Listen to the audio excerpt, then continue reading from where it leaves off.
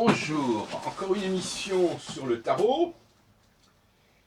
Le feuilleton sur le tarot se poursuit. Nous sommes le samedi 26 ou 27 septembre 2014, il est 13 h. Alors, n'est-ce pas, je vous fais part en temps réel des travaux que je mène sur le tarot.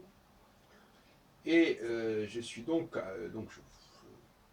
je récapitule, je fais un petit débriefing, je sais pas comment on dit.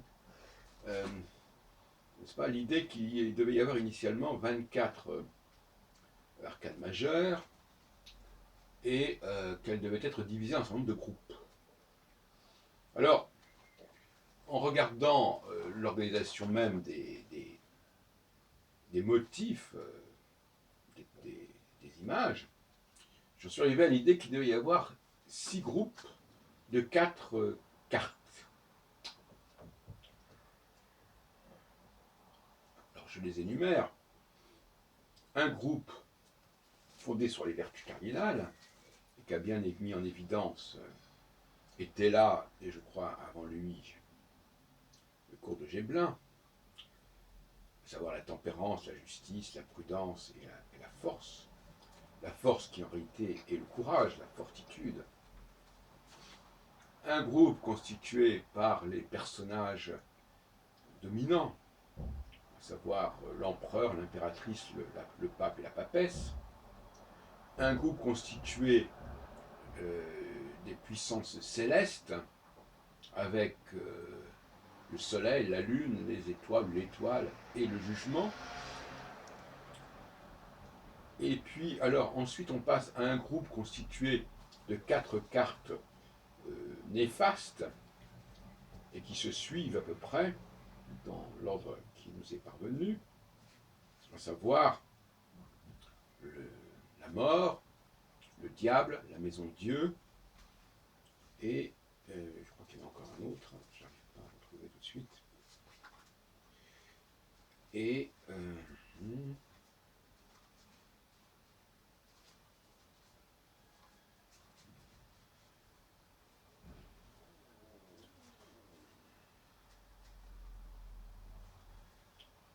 le fou, bien sûr.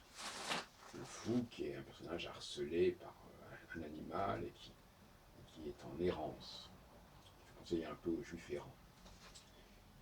Et puis on a 4 cartes positives qui sont l'amoureux, l'ermite, le chariot et le chariot de triomphe et la roue de fortune. Et puis il nous reste un 4e groupe dont on sait très bien qu'il n'y a que 22 cartes pour eux, alors qu'il faudrait 24 cartes. Alors, ces deux derniers sont le monde et le battleur. Ça, c'est le tarot d'Oswald Wirth. Je précise quand même pour ceux qui se posent la question. Et ces deux cartes sont assez particulières parce qu'elles sont des cartes de synthèse. Le battleur, on voit sur sa table un denier, une coupe et une épée, et dans sa main un petit bâtonnet. Donc on a les 4 suites qui constituent qui structurent les arcanes mineures. Et puis on a le monde, qui a beaucoup intéressé aussi des gens comme Papus et d'autres, et qui représente également 4 personnages, le taureau, l'aigle, l'homme et le lion. Voilà.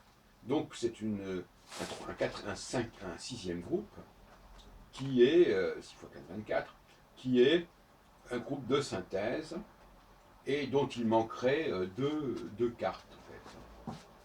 Il manquerait 2 cartes et qui n'ont peut-être pas été extrêmement utiles au niveau divinatoire, puisque il ne s'agissait que de cartes qui représentaient les arcanes mineures en quelque sorte. Donc il faudrait chercher du côté d'autres cartes, d'autres images, pour faire 24, qui seraient également des images de de synthèse est bâti sur le 4. Pour le moment, je ne me viens pas à l'esprit quoi que ce soit, mais enfin, on pourrait imaginer facilement des structures tétramorphiques ou tétralogiques correspondantes. Voilà, donc voilà mes propositions. Il faut les regarder de plus près. Dans un certain nombre de cas, elles suivent d'assez près la distribution numérique.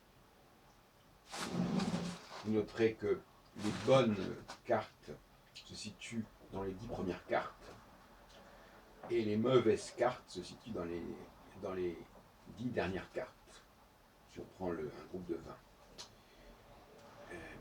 On voit aussi que le groupe cosmique se situe dans les dernières cartes du lot et le groupe des personnages supérieurs se situe dans les premières cartes du lot.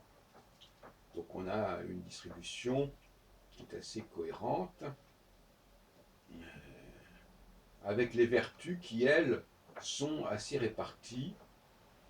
Ce 5e groupe, elles sont un peu dispersées, pas tant que ça d'ailleurs, mais enfin elles sont quand même un peu dispersées, puisque la tempérance est en 14, le pendu en 12, la force en 11, et la justice en 8. Donc en fait, on a une série qui est quand même assez suivie. Donc en fin de compte, oui, ce que ça donne 8, 11, 12, 14, on a quelque chose qui est assez, je dirais que il faudrait reconstituer, mais on aurait une structure qui serait assez cohérente et assez proche finalement de l'organisation que nous connaissons. Il faut regarder ça de plus près, mais en gros, on peut dire qu'on a un premier groupe. Si on prend les arcanes de 1 à 22, on a un premier groupe. Alors, on a d'abord effectivement le battleur et le monde qui se trouvent aux extrêmes, aux extrémités. On a un premier groupe constitué donc de l'empereur, de l'impératrice, du pape et de la papesse, en gros. Hein. Ensuite, on a un groupe qui est constitué par des cartes qui sont assez favorables, comme le chariot, comme l'amoureux, en 6, 7, etc. Ensuite, on a le groupe des vertus cardinales. Ensuite, on a le groupe positif qui fait les 9, 10, etc. Bon. Et puis, on a le groupe négatif qui occupe les dizaines, hein, notamment le 13, le 14, etc. Ensuite, on a le groupe céleste, et voilà, nous avons nos 5 groupes encadrés dans le 6e groupe avec le battleur et le monde. Voilà, donc je pense que ça tient la route et que c'est à la hauteur de ce que j'avais publié dans les mathématiques divinatoires il y a 30 ans.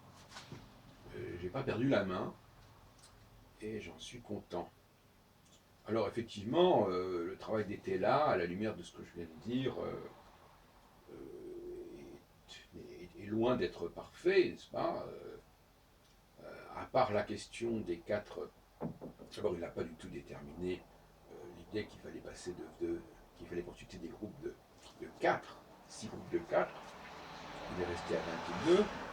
Il n'a pas déterminé, il a mis le chariot et l'ermite, qui sont pour moi des lames positives, il les a interprétées de façon négative. Hein, vous n'avez qu'à regarder. Le chariot, c'est catastrophique, le chariot. D'ailleurs, il la met en dernière position, je crois, des 22 lames. Donc voilà, donc j'ai repris le projet éthélien 200 ans plus tard, si on peut dire. Et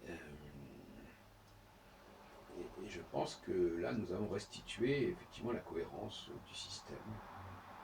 À savoir que nous avons au départ un jeu de 32 cartes, qui se divise en deux groupes de 8, de 16, 16 honneurs et 16 arcanes mineurs.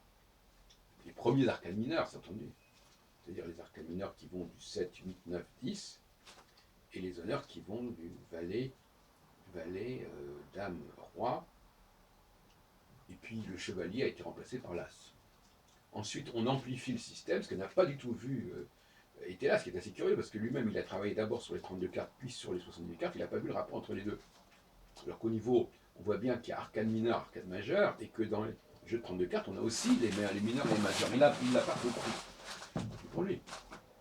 Et donc là aussi, on passe de 32 à 78, en ajoutant 78 qui sont en fin de compte 80.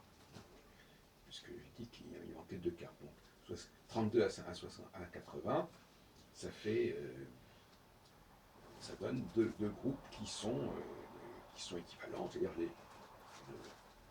on amplifie le champ des arcanes mineurs de 24 et on amplifie le champ des arcanes majeurs de 24. Et donc le total fait 80.